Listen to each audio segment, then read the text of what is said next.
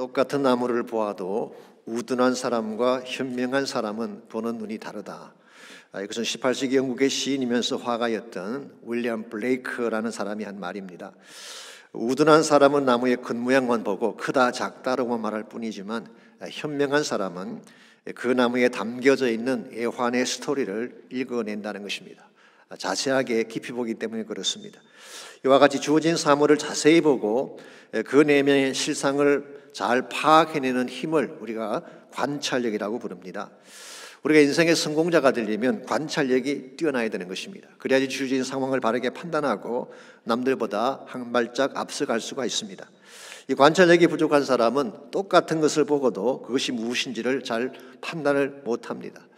어떤 책에 제가 봤더니 여자분들은 아기가 우는 울음소리만 듣고도 왜 우는지 그 이유를 7가지나 분별해 낸다고 합니다. 대단한 관찰력이죠. 우리 남자들은 어떨까요?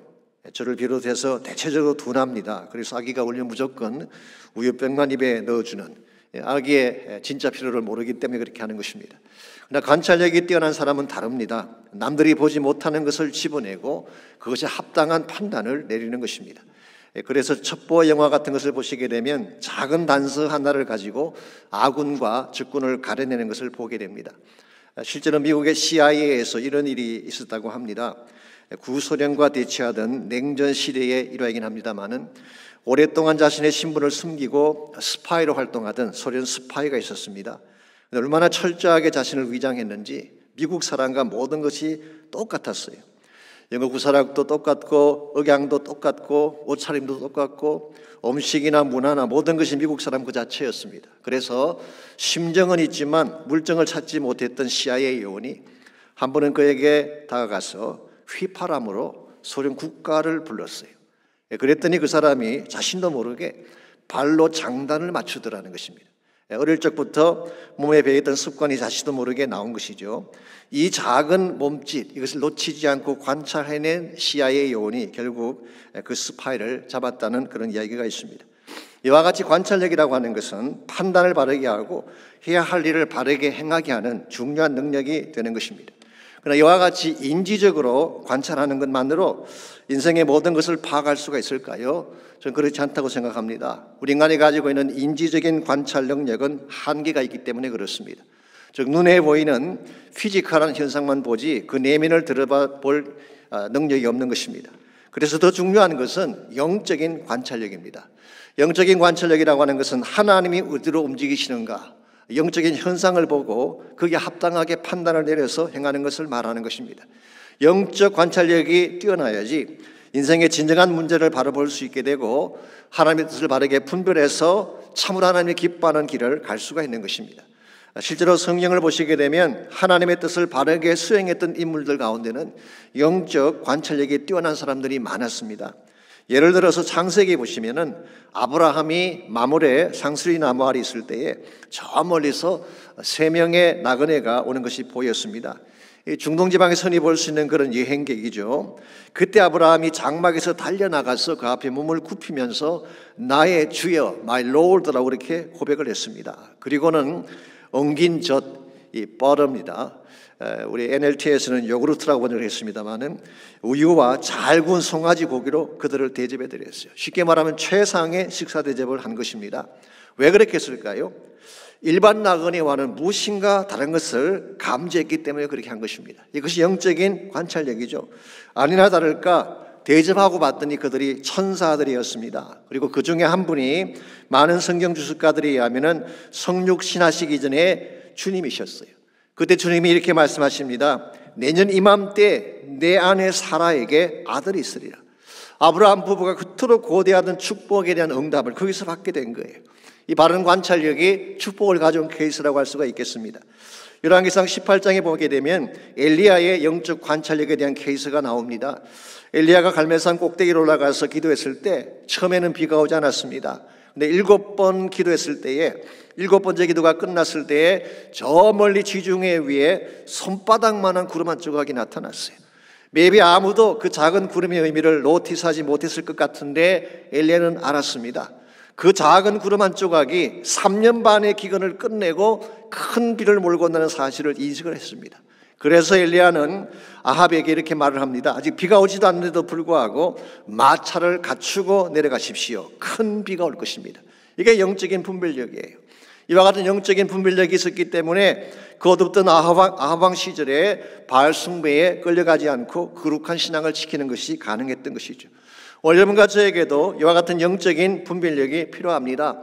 그 약한 세대 가운데서 바른 길을 선택할 수가 있는 것입니다. 아신 대로 이 시대가 얼마나 악하고 혼탁합니까? 영적 관찰력이 없으면 어디로 끌려가는지 분별할 수가 없는 것입니다. 그래서 예수님께서 마태복음 16장에서 이런 말씀하셨습니다. 너희가 천기는 분별할 줄 알면서 날씨는 분별할 줄 알면서 시대의 표적은 분별할 수가 없느냐? 일종의 책망의 말씀이죠. 그 당시 종교 지도자들, 성경을 많이 안다는 사람들이 날씨는 분별을 하면서도 하나님의 움직임을 몰랐다는 거예요. 이것이 가치는 그들이 잘못된 방향으로 선택을 하게 된 이유이기도 하죠. 오늘 여러분과 저에게도 이와 유사한 문제가 있다고 저는 생각을 합니다. 많은 사람들이 세상적인 동향에는 굉장히 밝잖아요. 주식의 동향이랄지 경제 지표랄지 정치적인 움직임에는 굉장히 민감하지 않습니까? 근데 하나님의 움직임에 대해서는 무관심한 분들이 많이 계세요. 그래서 하나님의 마음을 읽지 못하기 때문에 엉뚱한 곳에서 헤매일 때가 참으로 많은 것입니다.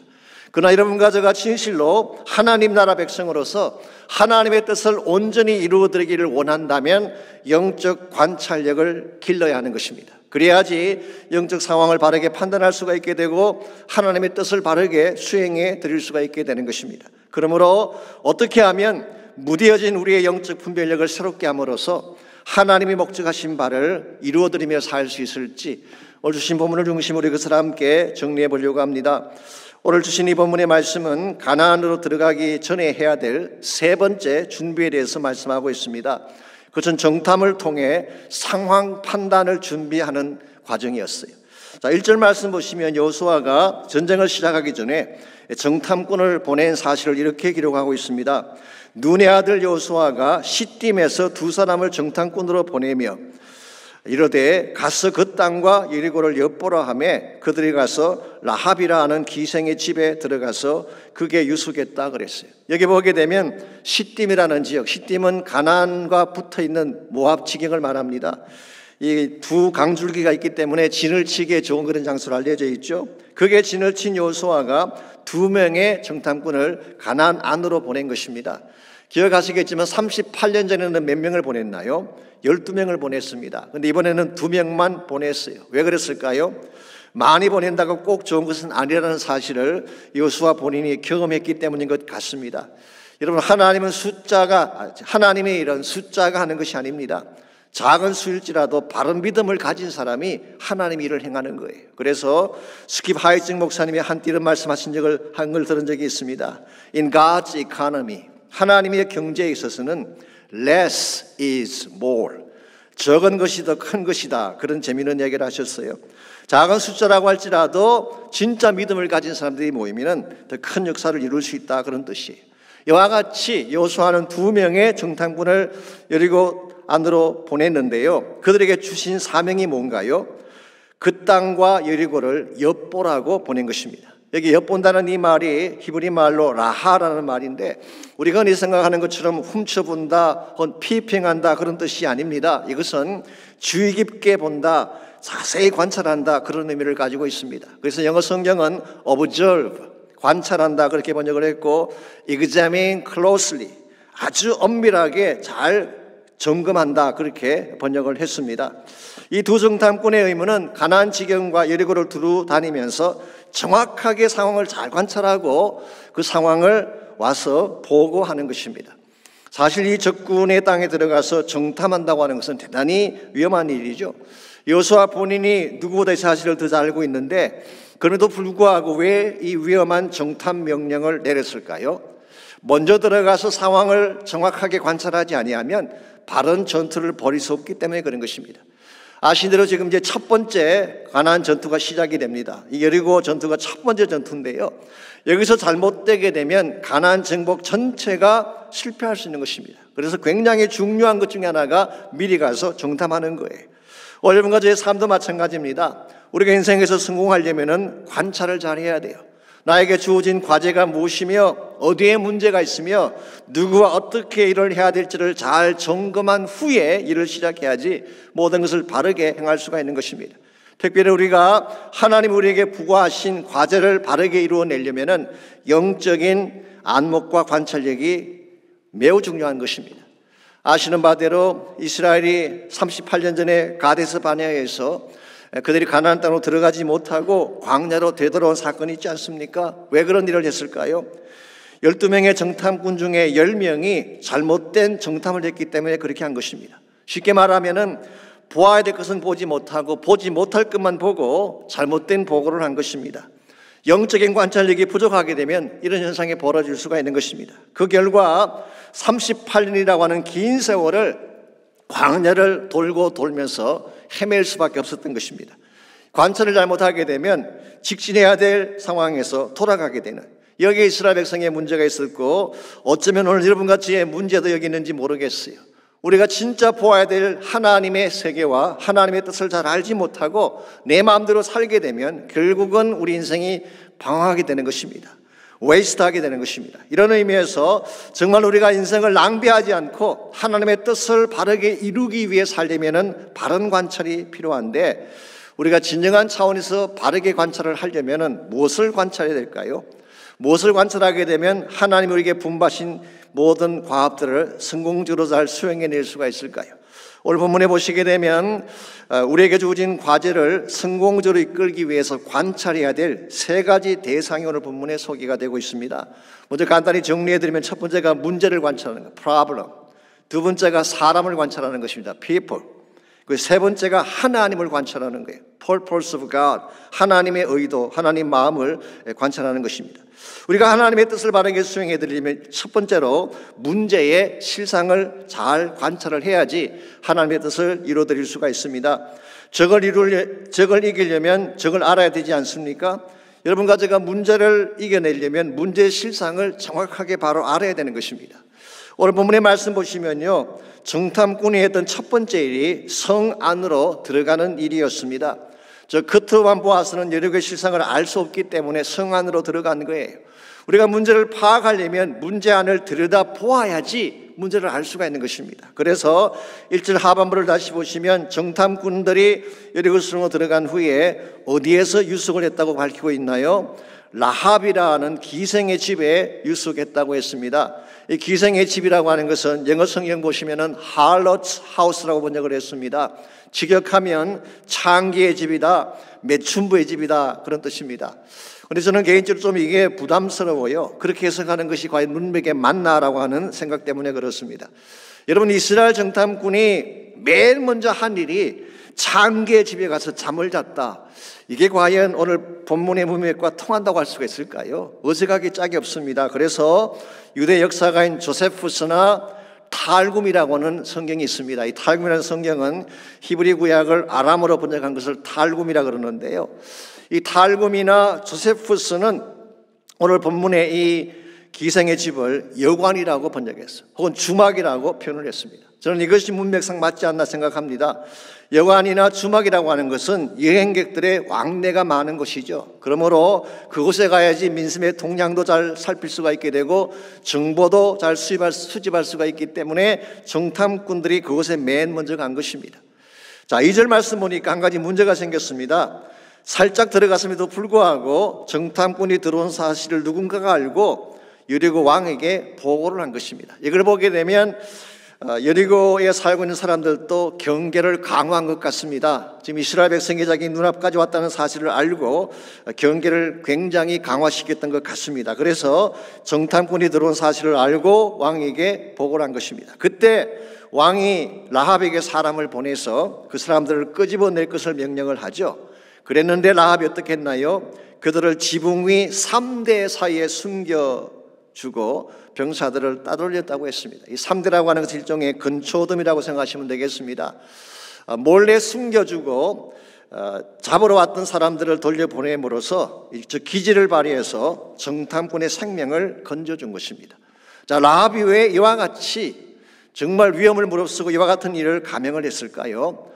9절 말씀 보시게 되면 라합이 한 가지 확신했던 것이 있습니다. 그게 뭐냐고 하면 여리고성이 망한다는 사실을 알고 있었어요. 9절은 이렇게 기록하고 있습니다. 여호와께서 이 땅을 너에게 주신 줄을 내가 아노라. 우리가 너희를 심히 두려워하고 이 땅 주민들이 다 너희 앞에 간담이 농나니 그랬어요. 여호와께서 주신 땅이라면 이제 이 땅은 정복당할 수밖에 없다는 것이죠. 그러면서 한마디 말씀을 더했는데 우리가 너희를 볼 때에 두려움이 가득 찼고 이 땅을 살고 있는 주민들, 즉 가나안 사람들이죠, 너희들 앞에서 간담이 녹았다, 그렇게 말씀하고 있습니다. 우리 이 고백 속에서 무엇을 발견할 수 있나요? 실상은 여리고에 살고 있던 사람들, 가나안에 살고 있던 그 주민들이 이스라엘 백성을 두려워했다는 사실을 발견할 수가 있습니다. 그런데 민수기 13장에 보시게 되면 38년 전에 가데스 바네아에 갔던 10명의 정탐꾼들은 정반대 보고를 했어요. 그러니 그들은 이렇게 보고했습니다. 가나안 땅에 들어가 보았더니 그들은 우리보다 강합니다. 그 땅은 그 주민을 삼키는 땅입니다. 가나안 사람들은 신장이 장대한 자들입니다. 그들에 비하면 우리는 메뚜기와 같습니다. 이게 38년 전에 10명의 정탐꾼이 했던 보고였습니다. 그랬는데 막상 가나안 안에 들어가서 직접 그 주민들의 말을 들어보니까 사실은 그들이 두려워 떨고 있었다는 사실이에요. 이걸 보면 뭘 알 수가 있나요? 지난번 정탐꾼들이 관찰을 잘못했다는 것을 확인할 수가 있습니다. 그들은 그 모양만 본 거예요. 매우 외형은 그들의 키가 컸을 가능성이 있을지 모르겠지만 그 모양만 본 것입니다. 그리고 그들 속에 있는 진짜를 보지 못한 거예요. 오늘 본문이 밝히고 있는 가나안의 진실은 무엇입니까? 실제로는 그들이 간담이 녹을 정도로 벌벌 떨고 있다는 사실. 여러분이 문제를 풀기를 원하면 문제의 근만 보아서는 알 수가 없습니다. 그 내면을 들어가 보아야 하는 것입니다. 그리고 그 내면에 있는 문제를 진짜 알기를 원한다면 믿음의 눈을 가져야 돼요. 믿음의 눈으로 영적 관찰을 할 때에 참된 실상을 발견하게 되고 거기에서 하나님이 주시는 해답을 얻게 되는 것입니다. 다시 말씀드리지만 38년 전 10명의 정탐꾼들이 관찰을 잘못한 근본 이유가 뭔지 아십니까? 그들 마음속에 믿음이 없었어요. 하나님이 그들 마음속에 없었습니다. 혹시 있다고 하더라도 They had a little God. 그들은 작은 하나님을 갖고 있었어요. 작은 하나님을 마음에 품었기 때문에 가나안이 큰 문제로 보이게 된 것입니다. 여러분, 우리 눈이라고 하는 것이 객관적이라고 생각을 하지만요, 실제는 그렇지 않습니다. 마음이 무엇을 품느냐에 따라서 똑같은 것을 보아도 보이는 것이 다르게 보이는 거예요. 어떤 사람이 병원에 입원을 했습니다. 몸이 좋지 않아서 좀 더 정밀 검사를 받기 위해서 병원에 입원을 했는데, 그런데 이 환자가 담당 의사가 병실을 다녀간 후에 얼굴이 새파랗게 질렸습니다. 사실 그 의사는 말 한마디도 하지 않고 그냥 병실을 나온 건데 갑자기 환자가 두려워 떨기 시작한 것입니다. 그래서 그 다음날 그 의사가 다시 그 환자가 있는 방을 찾아가서 물었어요. 무엇 때문에 그렇게 두려워하느냐 그랬더니 환자가 말하기를, 선생님 솔직히 말씀해 주세요. 저에게 이제 얼마나 시간이 남았습니까? 의사가 아니 무슨 말씀하시는 거냐고, 아직 진단도 안 나왔는데 무슨 병인 줄 알고 그러시는 거냐 되물었더니 환자가 말합니다. 췌장암에 걸렸잖아요. 어떻게 아냐 그랬더니 어제 선생님이 쓰시는 리포트 페이퍼를 슬쩍 봤더니 맨 위에 분명히 췌장암이라고 적혀 있다는 것입니다. 그때 의사가 웃으면서 말을 했습니다. 아, 그건 제 이름입니다. 추장암이라고 하는 이름이었어요. 즉 의사 이름을 병명으로 잘못 본 거예요. 자, 왜 이런 현상이 벌어졌을까요? 자기 마음속에 부정적인 마음이 가득 차 있으니까 추장암이 췌장암으로 보인 것입니다. 이와 같이 우리 마음이라고 하는 것은요, 우리 눈으로 보는 것을 결정하게 되는데 우리 마음에 품는 것이 바른 것이 돼야지 바르게 볼 수 있는 거예요. 여러분 마음속에 믿음을 품게 되면은 하나님이 행하시는 것을 볼 수가 있게 됩니다. 그런데 만일에 불신앙적 마음을 품게 되면 모든 게 다 안 되는 것만 보이는 거예요. 할 수 없다, 끝장났다 이런 마음을 갖게 되는 것입니다. 그러나 여러분이 정말 하나님을 마음에 품고 믿음으로 보게 되면 모든 것이 가능하고 모든 것이 은혜이고 모든 것이 감사의 제목이 되는 거예요. 이런 측면에서 우리 마음속에 하나님을 품고 믿음으로 바라보는 것 굉장히 중요한 것이고, 이와 같은 시각으로 사는 사람에게는 실제적으로 하나님이 능력을 행사해 주세요. 텍사스에 포트우스라는 지역이 있습니다. 저희 신학교가 있던 지역인데요. 그게 랜디 힉나이트라고 하는 한 목사님이 계시는데 그분이 이런 간증을 하신 적이 있습니다. 이분이 사실 숱한 고난을 겪고 어려움을 많이 겪으신 분인데 그래도 하나님을 잘 믿고 하나님의 사역을 열심히 하던 중에 암에 걸려서 병원에 입원을 하게 됐습니다. 돈도 많지 않고 가족도 힘든데 암에 걸리게 되니까 걱정이 참 많았어요. 더구나 암이 굉장히 깊었다고 합니다. 그랬는데 수술을 받기 전날 밤에 하나님이 예레미야 32장 27절을 보게 하셨어요. 이런 말씀입니다. 나는 여호와여 모든 육체의 하나님이라 내게 할 수 없는 일이 있겠느냐. I am the Lord, the God of all fleshes. 쉽게 말하면 모든 육체를 만든 하나님이라 그 말이에요. 내게 할 수 있는 일이 할 수 없는 일이 있겠느냐. 영어 성경이 재밌게 번역되어 있습니다. Is anything too hard for me? 내가 하기에 너무 힘든 일이 있겠느냐. 그렇게 반문하신 거예요. 천지를 만드신 하나님이 나를 직접 창조하신 그분에게 할 수 없는 일이 존재하겠습니까? 있을 수가 없습니다. 그래서 랜디가 이 말씀을 붙잡고 기도하면서 그는 수술대에 올라갔고 결국 그는 암을 잘 극복을 하고 회복이 된 후에 그가 처음 했던 그 간증을 책으로 썼습니다. 그 책 타이틀이 뭔지 아십니까? Big God, Little Problem. 큰 하나님, 작은 문제. 그런 제목의 책을 이분이 저서를 했어요. 여러분, 하나님을 크신 분으로 마음에 품게 되면 문제가 작게 되는 것입니다.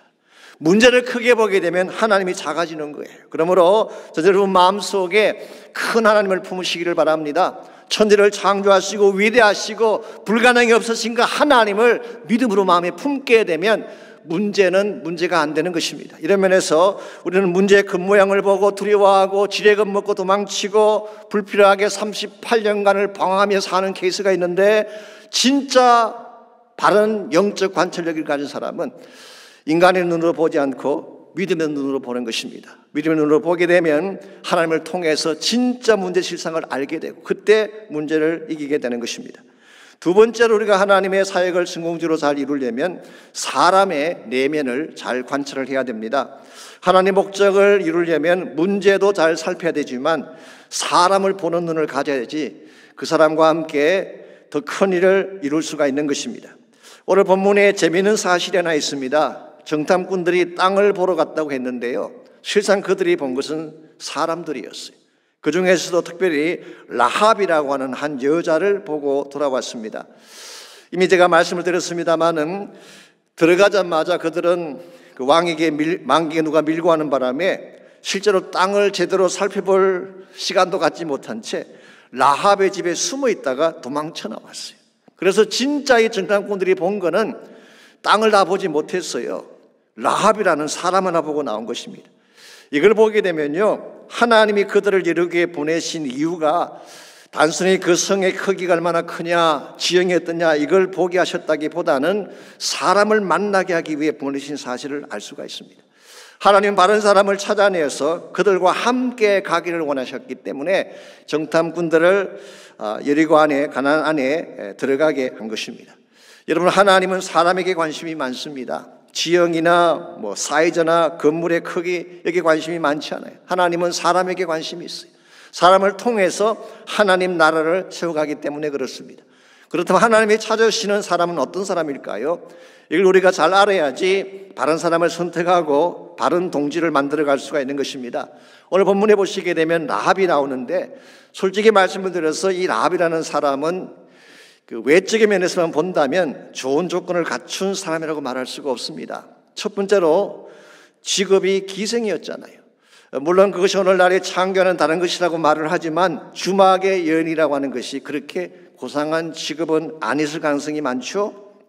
두 번째로 유력가의 집안이나 권력가의 집안도 아니었습니다.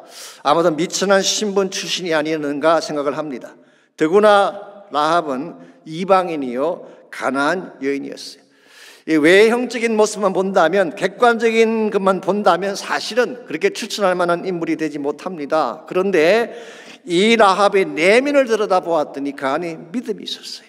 진짜 하나님을 신뢰하는 믿음이 있었어요. 9절에서 11절을 보시게 되면 라합이 가지고 있던 신앙의 내용이 잘 나타나 있습니다. 먼저 9절 말씀 보시면 여호와께서 이 땅을 너에게 주신 줄을 내가 안다 그랬어요.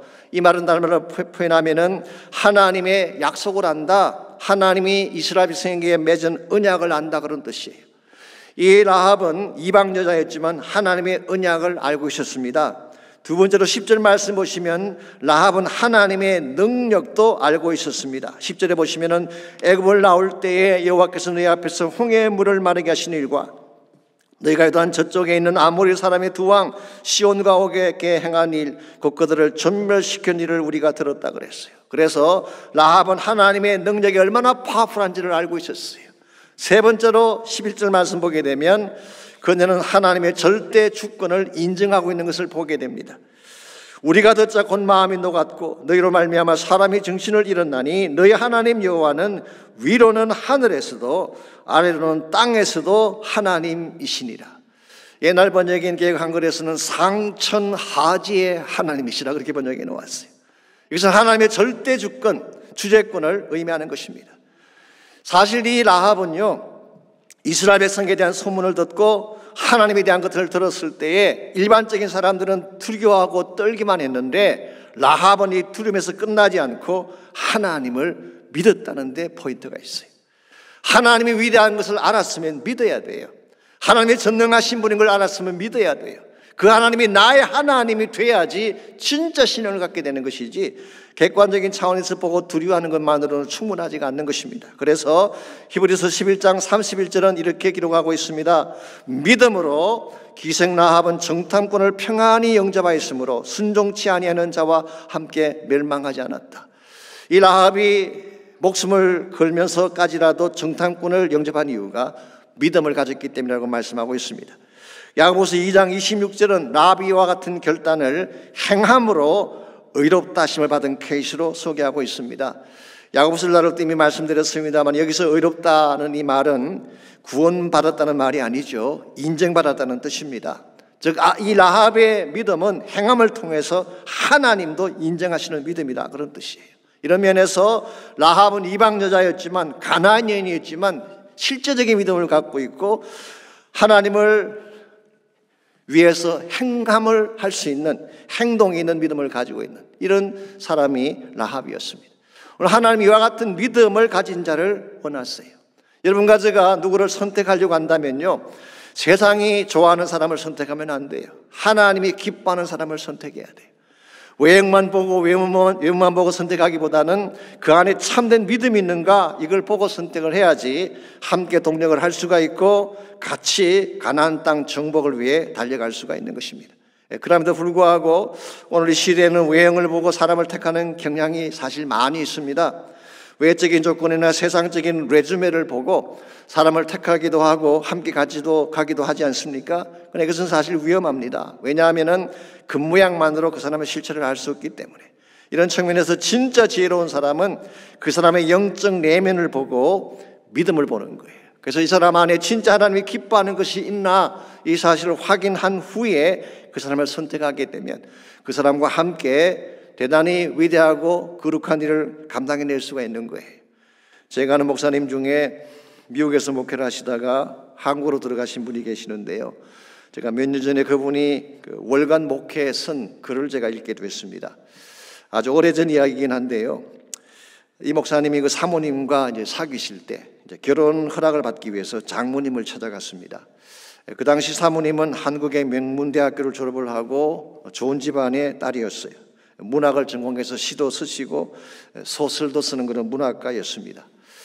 초라한 행색으로 찾아온 그를 보고 장모님이 질문을 하셨습니다.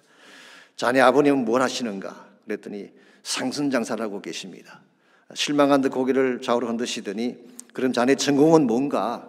신학입니다. 그랬더니 더 실망한 표정으로 목사는 절대로 안 되네. 내 딸은 자격도 없겠지만 목사한테 시집 보내 고생시킬 생각은 전혀 없으니까 그리 알게.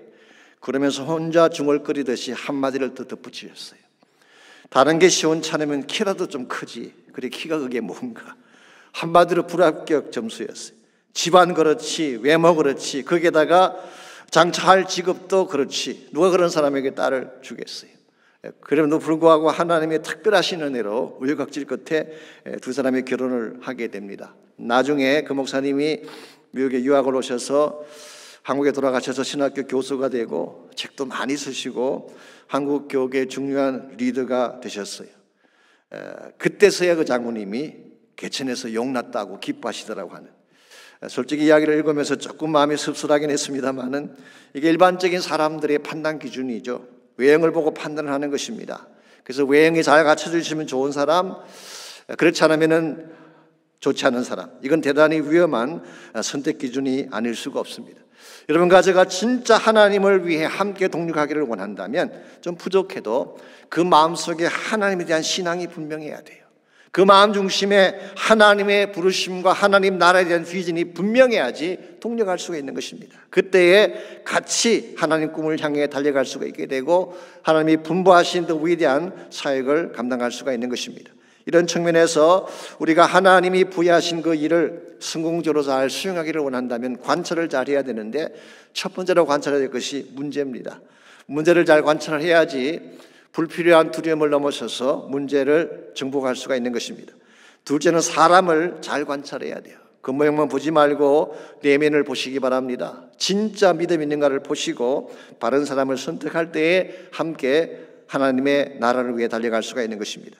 하나님의 뜻을 성공적으로 수행하려면 세 번째로 필요한 것이 하나 더 있는데요, 그것은 바로 하나님의 마음을 관찰하는 것입니다. 하나님 마음속에 무엇을 가지고 계시나, 이걸 잘 관찰을 해야지 하나님의 뜻에 합당한 삶을 추구할 수가 있는 것입니다. 자, 오늘 본문에서 정탐꾼들의 정탐을 통해 확인된 또 하나의 중요한 사실이 있습니다. 그것은 하나님이 그들을 그곳에 보낸 목적이 단순히 그 성을 멸망시키려는 것만은 아니었다는 사실. 사실은 하나님은 그 성 안에서 구원할 자가 있는가를 찾기 위해서 정탐꾼을 보내신 것입니다. 그것도 비천하고 초라한 한 여인의 가정을 구하기 위해 정탐꾼을 보낸 거예요. 저는 여기에 하나님의 심정이 있다고 저는 생각을 합니다. 물론 가나안 족속이 하나님 앞에 범죄했기 때문에 마땅히 진멸하고 심판해야 되죠. 그것이 공입니다. 그런데 하나님 마음의 깊은 곳에는 단순한 심판보다는 사람을 사랑하는 마음이 있었어요. 그래서 구원하기를 원하시는 간절한 마음이 있었습니다. 한 영혼이라도 혹시 구원할 사람이 없을까? 그래서 이스라엘과 함께 가나안을 향해 나아갈 사람은 없을까? 이것을 잘 관찰하고 그들을 구원해 내기 위해 정탐꾼을 보냈다고 말할 수가 있습니다. 그렇기 때문에 12절과 13절을 보시면요, 라합이 이스라엘이 여리고를 무너뜨릴 때 자신과 자신의 가족을 구원해 줄 것을 요청했을 때 두 정탐꾼이 그렇게 하겠다고 약속을 합니다. 그러면서 징표를 하나 정하는데 그게 18절에 나옵니다. 18절에 보시면은 우리가 이 땅에 들어올 때에 우리를 달아내린 창문에 이 붉은 줄을 메고 내 부모와 형제와 내 아버지의 가족을 다 내 집에 모아라. 그러면 이 붉은 줄이 있는 그 집안에 있는 사람들은 한 명도 건드리지 않고 살려주겠다는 말을 했어요. 여러분이 이해를 좀 돕기 위해서 조금 더 설명을 드리자면요, 여리고성의 구조가 이렇게 되어 있습니다. 그 영국의 고고학자인 존 가스탕 교수가 1930년부터 36년까지 자기 아들과 함께 여리고 지역에 발굴을 했습니다. 그리고 굉장히 많은 자료들을 발표를 했는데요, 그 자료에 보게 되면 여리고 성의 성벽이 두 겹으로 되어 있어요. 두 겹으로. 성벽이 하나만 있는 것이 아니라 외곽 성벽이 있고 안에 또 성벽이 있어요. 그 간격이 4.5m 간격. 일반적으로 고대 사회에서 난공불락의 성들은 일반적으로 한 겹이 아니라 여러 겹으로 성벽이 되어 있습니다. 그래서 여리고 성 같은 경우는 두 개의 성벽이 있는데요, 그 사이가 4.5m 되니까 그 성벽 사이에 대들보를 얹고 그 위에 집을 짓고 사는 사람들이 많았어요. 오늘 본문에 나오는 라합의 집도 바로 그 성벽 위에 있는 집이었습니다. 그래서 외곽쪽 성벽으로 난 창문이 있고 안쪽으로 난 창문이 있었어요. 자, 그래서 정탐꾼들을 탈출시킬 때에 외곽으로 난 창문으로 탈출을 시키. 그래서 거기에다가 붉은 줄을 메어두게 되면 그 집은 우리가 건드리지 않겠다라고 말한 것입니다. 자, 그렇다면 여기서 창문에 달아내린 붉은 줄, 스칼렛 코드라고 합니다. 영어 성경 보시게 되면 이 창문에 달아놓은 붉은 줄이 무엇을 예표하는 것일까요? 짐작하시는 대로 속죄의 피를 예표하는 것으로 보는 것이 옳습니다. 클레멘트나 오리겐 같은 교부들도 그렇게 보았고 종교개혁자인 마르틴 루터도 그렇게 보았습니다. 매튜 헨리 같은 주석가는 그것을 어린 양의 피로 그렇게 보기도 했습니다. 같은 내용이죠. 전 여기에 하나님 사랑의 징표가 있다고 생각합니다. 사실은 다 멸망시켜야 되는데 전부 다 전멸시켜야 되는데 이와 같이 붉은 줄을 내린 집은 건지겠다는 것. 이게 하나님의 심정이에요. 그래서 이 라합을 비롯한 그 가족이 구원을 받게 되고요. 더 놀라운 사실이 뭔지 아십니까? 하나님은 단순히 라합을 건지는 것으로 끝나지 않고 이 라합을 하나님 나라 목적을 위해 사용해 주셨어요. 우리 구약에 나오지 않지만 신약 성경에 가보면 알 수 있습니다. 마태복음 1장 5절에 보시게 되면 이 라합이 예수님의 족보에 올라가 있습니다. 살몬의 아내가 되어서 보아스를 낳았다고 마태복음 1장 5절이 기록하고 있습니다. 아마도 오늘 그 본문에 나온 두 정탐구 중에 한 명이 살몬이 있을 가능성이 많죠. 그리고 그 사람의 지파가 유다 지파였을 가능성이 많습니다. 여러분, 이게 우연 같아 보이지만 사실 어메이징하지 않습니까? 이 여리고 땅에 살고 있던 초라한 여인, 누가 봐도 빛이 나게 보이는 한 여인인데 그 여인을 하나님이 픽업하셔서 하나님 구속사의 가장 소중한 라인인 메시아닉 라인에 참여하겠다는 것은 어메이징한 그레이스, 너무나 위대한 은혜가 아닐 수 없습니다. 저는 여기에 하나님의 심정이 있다고 생각합니다. 하나님 본심은 이런 거예요. 우리가 죄를 범했기 때문에 마땅히 심판해야 되지만 할 수만 있으면 건지기를 원하시는 것. 그래서 예수님 보내신 거예요. 그래서 보혈을 흘리게 하신 것입니다. 우리에게는 공로가 없지만 예수의 보혈을 신뢰하고 믿음을 가진 사람들은 건져내시겠다는 것이 하나님의 은혜예요. 여기서 그치지 아니하고 구원받은 우리를 하나님 나라 사역을 위해 사용하시기를 원하는 계획이 있다는 사실, 어메이징하지 않습니까? 솔직히 말씀을 드리자면 라합보다 우리가 나은 것 아무것도 없어요. 우리도 미천한 존재입니다. 우리도 누추한 사람들이죠. 죄를 가지고 이야기하자면 라합보다 더 악한 죄인이지 아마 더 깨끗하지 못할 것입니다. 그럼에도 불구하고 이방인인 우리들, 죄 많은 우리들, 아무 가치 없는 우리를 하나님이 건져내시기 위해서 우리 인생의 창문 앞에 붉은 줄을 내리게 하시고, 그게 십자가죠. 십자가를 통해 구원받게 하신 거예요. 여러분과 제가 이 사실을 바로 안다면 여러분의 삶을 어떻게 살아야 될까요? 함부로 굴리면 안 되는 것입니다. 하나님이 나를 이렇게 사랑해 주셨는데, 이와 같은 큰 은혜를 통해서 나를 구원해 주셨는데 이제는 은혜에 합당한 삶을 살아야지 마음대로 산다든가 함부로 사는 것은 잘못된 것입니다. 우리가 크리스찬이 됐다는 것은 얼마나 놀라운 축복입니까? 세상 사람들이 그걸 알지 못하기 때문에 이 축복에 참여하지 못하는 것뿐이지만 은혜로 우리가 구원받았잖아요. 예수 믿게 된 것 자체가 은혜 아닙니까? 하나님의 자녀가 된 게 은혜 아닙니까? 하나님 나라 사역을 위해 부름받고 쓰임받는다는 사실이 얼마나 위대한 은혜입니까? 여러분, 그 사실을 바로 안다면은, 이 하나님의 심정을 바로 안다면은 이제는 주님이 가장 원하시는 일을 위해 우리 삶을 드릴 수 있어야 됩니다. 여러분과 저를 이렇게 사랑하신 그 하나님은 또 죽어가는 영혼들을 동일한 심정으로 사랑하고 계세요. 그들을 어떻게든 찾아내어서 하나님 영광의 나인에 세우기를 원하시는 것이 오늘도 하나님의 심정이고 하나님의 계획이십니다. 이걸 보아야 돼요. 여러분, 인생을 살아가면서 무엇을 보며 살고 계시나요? 진짜 하나님을 보고 하나님 뜻을 보며 사시는지, 혹시 여러분 가운데 문제만 보고 그것 때문에 두려워하는 자가 있다면 문제보다 크신 하나님을 보시기를 바랍니다. 자신의 무능력함과 초라함을 보고 낙심하는 자가 혹시 있다면 하나님의 사랑을 신뢰하고 믿음으로 서시기를 바랍니다. 이 땅의 내혹함과 어둠을 보고 절망하는 자가 혹시 있다면 눈을 열어서 주의 영광을 보시기 바랍니다. 그리고 참된 부르심의 소망을 향해 믿음으로 달려갈 때에 여러분의 가장 값진 인생이 되게 되고 하나님이 인정해 주시는 참 믿음의 사람이 되는 것입니다. 오늘 여러분과 제가 이 사실을 기억하고 함께 헌신하며 기도하는 시간을 가지면 좋겠습니다. 우리가 기도할 때 먼저 내 눈을 열어 주를 보게 해달라고 기도하시기를 바랍니다. 우리 마음의 눈이 떠지고 영안이 떠져야 돼요. 주님을 보아야 됩니다. 주님이 지금 어디에서 무엇을 하고 계신지를 보아야 돼요. 주님의 무브먼트, 주님의 움직이심을 주목해야 돼요. 주님 가시는 곳에 내 마음도 갈 수 있도록, 주님이 가시는 그곳에 나의 인생도 나의 삶도 따라갈 수 있도록 여러분 결단하며 헌신하며 기도하시기를 바랍니다. 내 눈을 열어서 주의 사랑을 보게 해달라고 기도하십시오. 하나님은 정말 여러분을 사랑하세요. 세상에 가장 존귀한 존재로 여기시고 여러분을 사랑하고 계십니다. 그 사랑 보게 해달라고 기도하시고 무엇보다도 하나님 나라의 영원한 꿈과 비전을 바로 보게 하셔서 그 나라 위에 달려갈 수 있도록 힘을 달라고 기도하시기를 바랍니다. 우리 다 같이 한 목소리로 우리 합심해서 함께 헌신의 기도, 결단의 기도 드리겠습니다. 하나님 감사합니다. 우리를 사랑해 주셔서 하나님의 거룩한 백성 삼으시고 하나님 나라의 거룩한 비전에 참여케 하신 것을 감사합니다. 우리의 마음의 눈을 뜨게 하시고 내 영안을 뜨게 하셔서 주의 영광을 보게 하십시오. 하나님의 임재를 보게 하십시오. 주님의 움직이심을 보게 하시고 주의 나라를 보게 하시고 하나님의 부르심의 소망을 보게 하셔서 이 땅에 그저 살다 사라지는 인생이 아니라 주의 나라의 영광에 쓰임받게 하시고 주의 나라 비전을 위해 쓰임받을 수 있는 우리 모두가 되게 하여 주옵소서. 저희 교회가 그런 교회가 되게 하셔서 마지막 시대 주의 사명을 이루게 하시고 주의 꿈을 이루는 데 쓰임받도록 이 교회를 그렇게 축복하여 주시옵소서.